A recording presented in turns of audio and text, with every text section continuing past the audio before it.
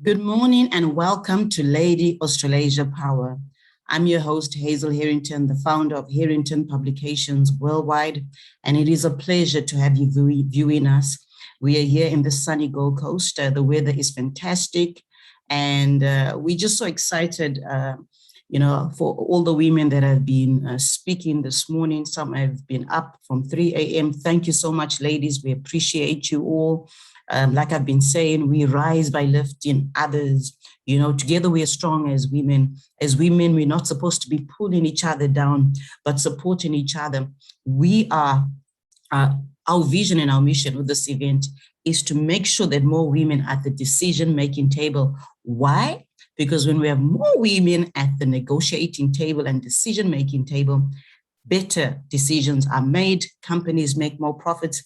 And here is the biggest revelation, in case you didn't know it, that if governments would promote, even if it's just 5% of women in government, do you know that countries would not even go to war? And that's how powerful women are. So women, we celebrate. If you're watching this, you are amazing, you are powerful, and join us in our movement for our next event on the 20th of October, Lady America's Power, where we continue to soldier on, empowering other women to become the leaders that they were born to be. And so we're excited to continue with our third session. And today we have an amazing man leader who's going to be assisting me in empowering other women during this event. We have Spash Gaj, and I'll just tell you more about Spash. Spash is the founder and CEO of EduClouds.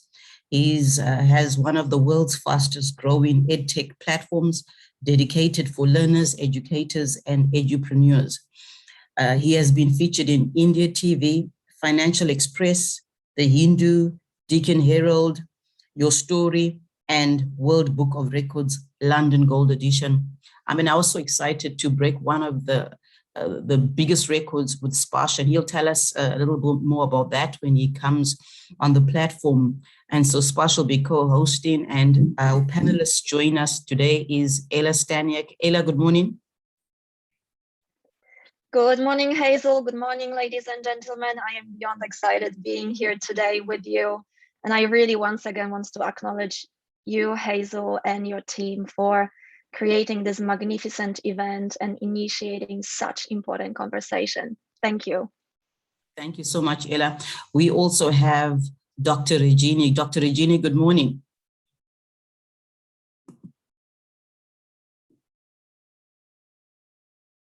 Dr. Regini? Yeah, good morning. Namaste. Good morning. It's a pleasure having you today. And so I will pass on the event to my co-host, Spash. Spash, good morning. Good morning. How are you doing? It is a pleasure having you today. And thank you so much for having me here. Yeah, it's a pleasure.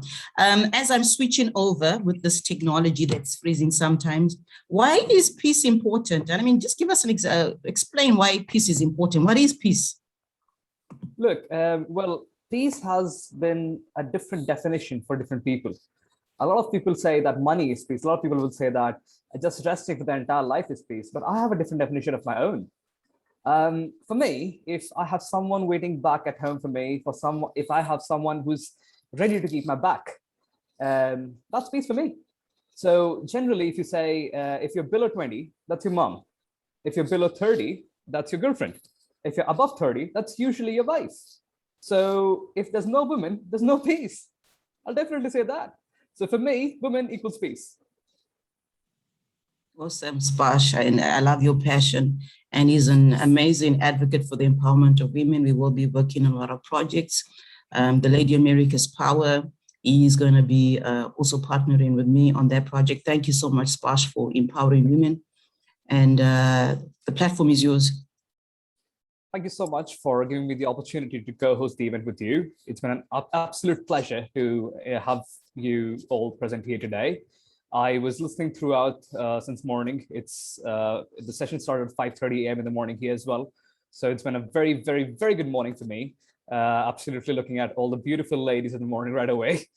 We'll start with the session, and I'll begin with Dr. Ruby.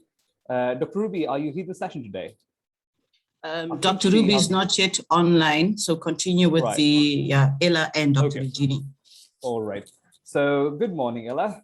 I see that you were at the first session as well, and it's glad to see your smiling face. I'd like to tell the audience about Miss Ella Staniak. I hope I'm pronouncing that correct. She's the founder of Feminine Leaders, and as a feminine leader coach to female CEOs, executives, and business owners, Ella champions stratospheric results beyond imagining for women ready to break through the perception of the glass ceiling and gain their rightful place at the boardroom table or claim their space in the entrepreneurial zone of genius. So Ella, welcome to the virtual stage. Please tell the audience a bit about yourself, and then we'll move ahead. Thank you very much for your kind introduction, and thank you so much for having me today. As a founder of Feminine Leaders today, I believe that I do way more than helping women achieving prosperity in career and earning the rightful place at the boardroom table, and assisting women in leading and living the ultimate life. I also believe that together we are creating pathway for the next generation of female leaders to be able to be of influence at the highest levels of decision making. Nearly 15 years ago, I relocated from Poland to Australia, and I immersed myself in a study of behavioral change and its application, initially to fitness and wellness coaching, then peak performance, and finally leadership development, specifically for women. And along the years, working with women from multiple industries, from government, media, mining, banking, construction, entrepreneurs, athletes, millionaires, I witnessed time and time again powerful and capable women who struggled with achieving the next level of evolution. And so Feminine Leaders was born out of passion to help women reclaim their moxie, their feminine leadership qualities, to break through the perception of the class ceiling and have it all with ease and grace. For me, the change starts with women accessing the highest levels of decision making and making things differently. It is time. Well said. I'll come up to ask you the first question, which is, what are the main obstacles which you feel when you encounter when you're trying to develop gender equality in a workspace? So since you work with a lot of female founders, you must be interacting with them on a day-to-day basis, and they must be facing some gender equality issues while they're in a workspace, because majority of the workspaces are male dominant. So how do you feel that women should be able to overcome that? Where do we start? It's a great question. Look, it is no news. Statistically, we now know that Australia has made significant progress in sphere of equality. However, we still have work to do. And you are right, women are highly underrepresented still today in decision-making in Australia. We have only 32% of women in managerial roles, 28% of directors, and only 18% of CEOs and 14% of board chairs. Yeah. So we could be talking about obstacles like the culture in the workplaces. We could be talking about the fact that it's one thing to have the values in organization, but it's another to walk the values and support women. We could talk about the obstacle relating to the fact that so many workplaces aren't flexible just yet. Right. So many leaders today, of course, are supporting women, however, are faced with the old structures which aren't supporting a modern woman in the workplaces. So some of the obstacles that might be slightly less obvious are, of course, still those stereotypical ideas about the position of a man and a woman in the workplace and at home. We do have those social expectations on women, and it truly comes down to the fact that so many of us grew up in environments that were very traditional, so to speak. However, so many of us, including myself, saw our mothers move from traditional role as possibly a stay-home mom and a nurturer to then pursuing her career aspirations for multiple reasons. It could be out of necessity, economy changes, but it also could be out of passion and a desire to fulfill professional aspirations and dreams. I would love to share 3 powerful messages which I believe are important today. Instead of fighting the system and talking about the system, I would love to address women and what can be done. I believe that there are so many women who, whether through the results of their upbringing or challenges in their childhood, are still undervaluing themselves, cutting themselves short in a belief of what they are capable of. So my first message is to those women who have faced difficulty in the past or have watched their mothers facing difficulties in the past, to let go of shame or embarrassment or even cultural conditioning and embrace bravery and courage to address what's impacted in them in the past, so they can live in the heights of what is it they are standing for. So they can be the voice, they can be the change. That's a very, very powerful message that you said. Please continue. Yeah. Thank you. Secondly, I would love to speak to those women who feel outnumbered by men in the workplaces. And that's a given. Those women who feel unacknowledged, unappreciated, unequal. Support is not always given. And we spoke about this today. Yeah. But I would really encourage women to take charge of the trajectory of their future by intentionally creating support structures that are sustainable, personally and professionally. Alliances are important in our personal and professional life. Support is not your weakness, it is your greatest strength. And if you want to become the best at what you do, you will need support, a mentor, a coach, family support, a personal network of girlfriends, women, men who are believing in you, possibly in times when you don't fully believe in yourself. And lastly, I would love to speak to incredible female leaders today, those women who are in decision-making today. On behalf of the whole world, I thank you. I know through the line and the research of my work that there are so many women who have denied their feminine qualities, believing that in order to have respect, to claim authority, they had to lead more like men. So my message to those women is embrace your feminine qualities, because as women, we are powerful. There is a distinct difference between doing leadership, which is a masculine way, and being leadership, which is a feminine way. Thank you. A very, very powerful message, definitely say that. And what I'll take from your speech is that women are socially engineered to go where they are. They're socially engineered to stay behind the scenes, but we need to re-engineer the social circle and bring them back to the front row. Make sure that they are the leaders. So thank you so much. It was a very, very, very interesting speech to have you here today morning. And we'll move on to the next speaker now. Thank you. Thank you, Spash. And so you can go ahead for Dr. Regini.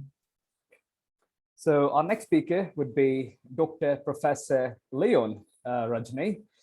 She's a Bharat Shiksha Ratna awardee, and she's a motivational speaker, academician, trainer, poet, author, healer, consultant, journalist, editor, and much more. I'm going to let her speak. So good morning. Welcome to the virtual stage, and please introduce yourself, ma'am. Yeah, namaste. Thank you, Spash, for introducing me. This is really a very good, interesting session, and we can see the women empowerment really because the torchbearers of the world as a backbone, we are all speaking here into Some a network different issue. vertical, Yeah. especially for the political and leadership and the peace building. And it's really very amazing to see that. People used to say that the jack of all, a master of none. But I really wanted to break that. That's the situation where I have ended into a different vertical. And 3 decades of my educational as well as the social service, these are the main courses I can say. And I started my educational career and right from the age of 13 years. And I also a social service as a women empowerment wing as a secretary. Right from Wow. 13 years, I was serving into this field. And of course, this is my favorite subject to the women empowerment. And also received the Women of Asia Award from the Governor of Pondicherry and the Women Empowerment Ambassador for Peace Building from UNO to our University of US America and the National Women Commission, through which I have been working closely with many decades. And we used So, to share, since you got an yeah, amazing experience of multiple decades in the industry, yeah. what advice would you give to the Australian ladies? What advice would you give to the Australian government? Like, how should Yeah. they work towards the gender equality and get some more women rights? Because a lot of events happening in India, there are a lot of policies coming in India for women rights. So, what do you feel like the Australasia should do here? See, across the globe, people are being into a different verticals. Though education is the main source of social media and the social services, and especially the leadership qualities have to be grown up. First of all, I would like to say there are many suggestions which I would like to give in this forum for the ladies out of my own experience. First of all, the ladies, they have the willpower.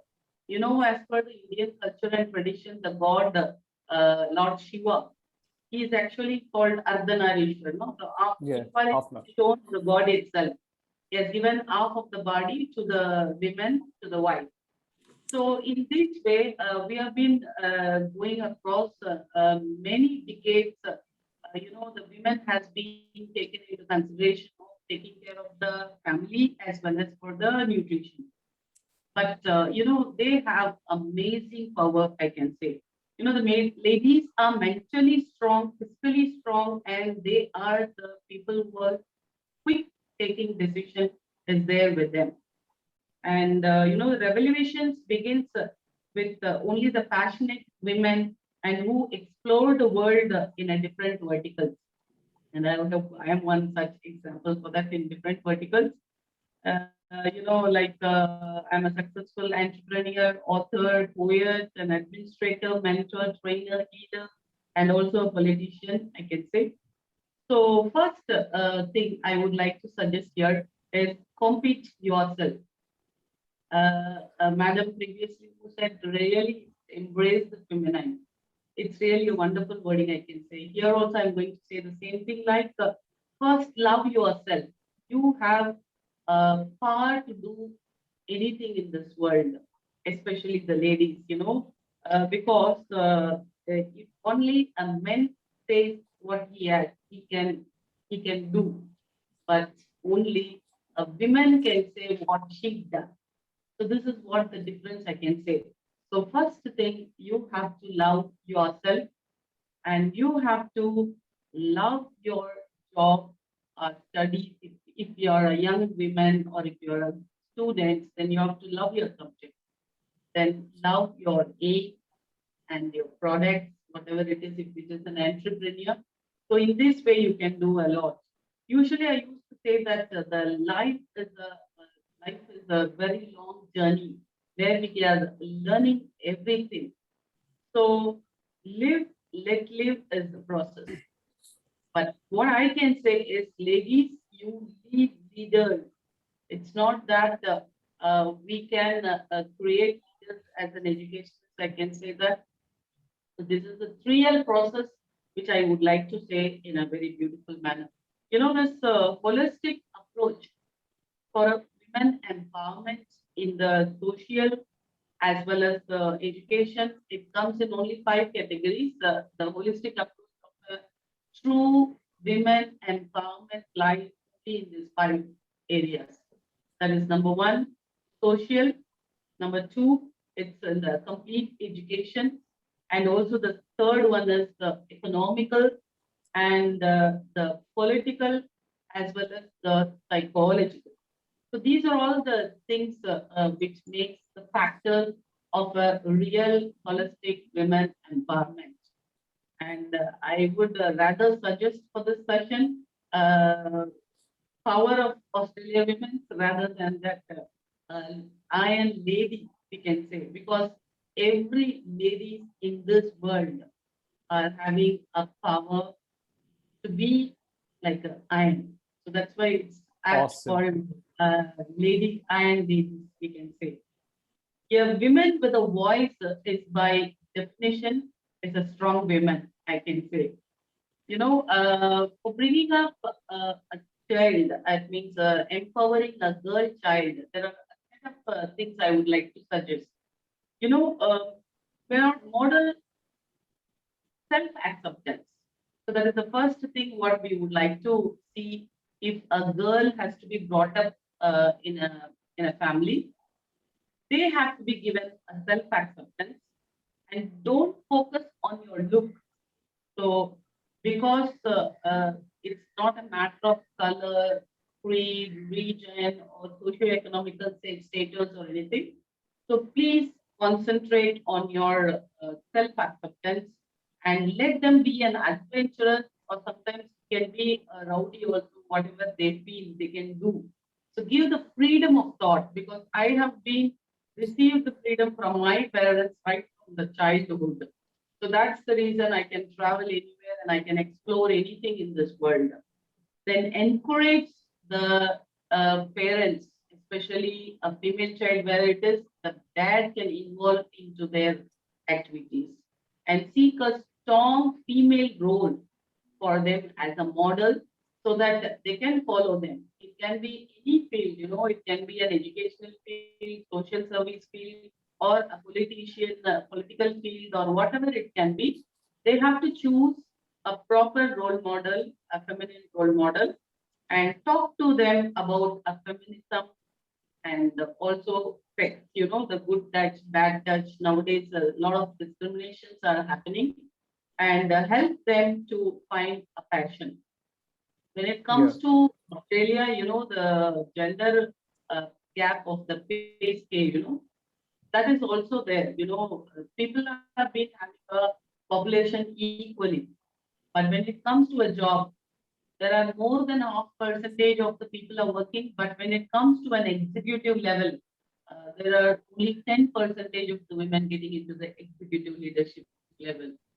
And also when it comes to the pay, there are 25% of the less pay is being paid. Of course, now a lot of actions have been taken by the national bank to introduce so many concepts and everything. Similarly, I would like to suggest empowering women, how we can empower the women. So, sorry, Dr. Regini, we are actually going over time for our session.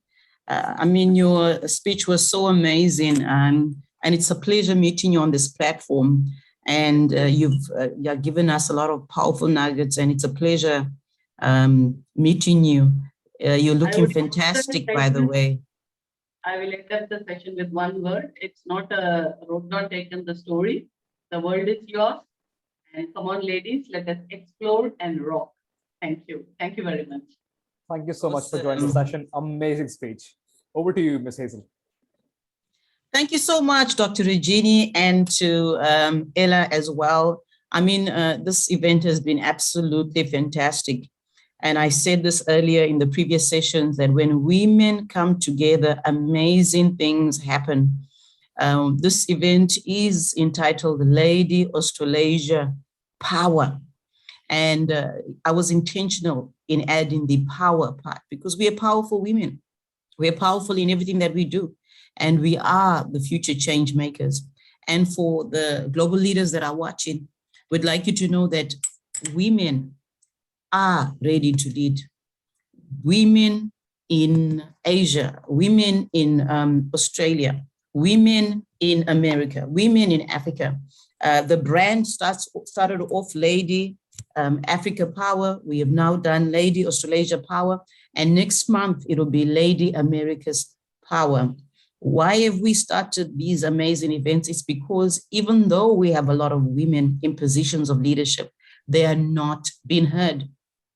Only 4% of women are signatories at decision-making tables, and only 10% are negotiators. That is unacceptable, and we are demanding a change. And I thank everyone that was participating today for this movement, and we'd like to see change happening as soon as possible. And with that, we come to a close. Thank you for being a part of women, politics, decision-making, and peace building. And we'll see you next month, 20th of October, for the Lady America's Power. For more information on that, please go to www.herringtonpublications.com. Thank you so much. Goodbye.